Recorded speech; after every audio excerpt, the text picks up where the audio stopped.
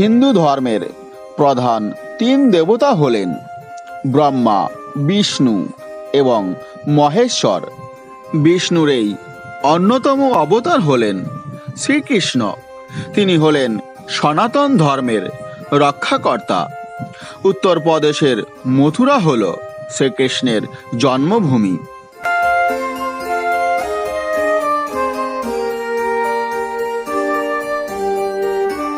মহাভারত অনুসারে মথুরায় কংসের কারাগারে জন্ম হয়েছিল বাসুদেব পুত্র শ্রীকৃষ্ণের। কংসের যে কারাগারে কৃষ্ণের জন্ম হয়েছিল সেই কারাগার কৃষ্ণ জন্মভূমি মন্দির নামে পরিচিত।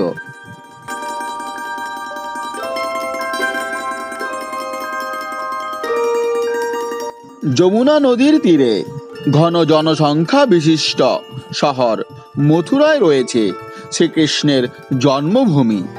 দেশের রাজধানী দিল্লি থেকে 145 কিলোমিটার দূরে অবস্থিত মথুরা নগরী। এখানেই প্রচণ্ড অত্যাচারী রাজা কংসকে নিধন করে ধর্মের প্রতিষ্ঠা করেছিলেন ভগবান শ্রীকৃষ্ণ।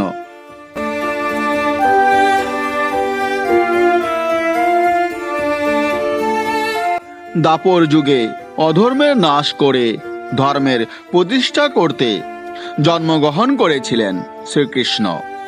মথুরায় অন্য সব মন্দিরের মধ্যে কৃষ্ণ জন্মভূমির মন্দিরে পুণ্যার্থীদের ভিড় থাকে সবচেয়ে বেশি।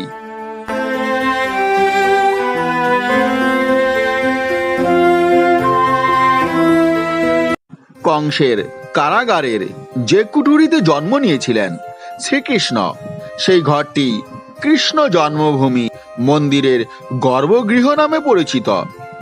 এই মন্দিরের দেওয়াল পাথরের তৈরি। কারাগারের দেওয়াল যেরকম হয় সেই রকম কঠিন পাথরের তৈরি এই মন্দিরের গর্ভগৃহ। মহাভারত অনুসারে এই দেওয়ালেই আছড়ে ফেলে দেবকীর গর্ভের সদ্যজাত 6 সন্তানকে হত্যা করেছিলেন কংস।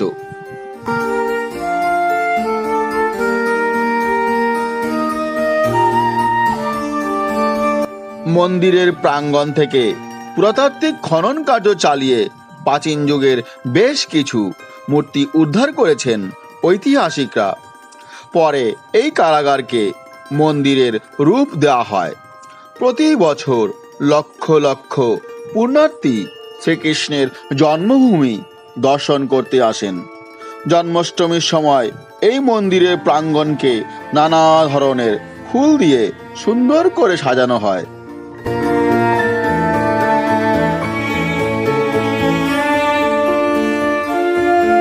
মুঘল আমলে এই মন্দিরের প্রাঙ্গণে একটি মসজিদ নির্মাণ করা হয়েছিল। মুঘল সম্রাট ঔরঙ্গজেব এই মন্দিরে হিন্দুদের পুজো দিতে বাধা দান করেছিলেন। বিভিন্ন সময় এই স্থানে উল্লেখযোগ্য মন্দির নির্মাণ করা হয়েছিল। প্রচলিত বিশ্বাস অনুসারে শ্রীকৃষ্ণের নাতির ছেলে কংসের কারাগারে কৃষ্ণের জন্মভূমিতে প্রথম মন্দিরটি স্থাপন করেছিলেন। সালটা 1017 এডি। এই মন্দিরে লুট করেছিলেন মোহাম্মদ গজনী। একাধিক ঐতিহাসিক ঘটনার সাক্ষী মথুরা শহরের বুকে অবস্থিত অতি প্রাচীন এই মন্দির। 1150 খ্রিস্টাব্দে মহারানা বিজয়পাল দেবের রাজত্বে জজ্জা নামে এক কৃষ্ণ ভক্ত এখানে একটি মন্দির নির্মাণ করেন।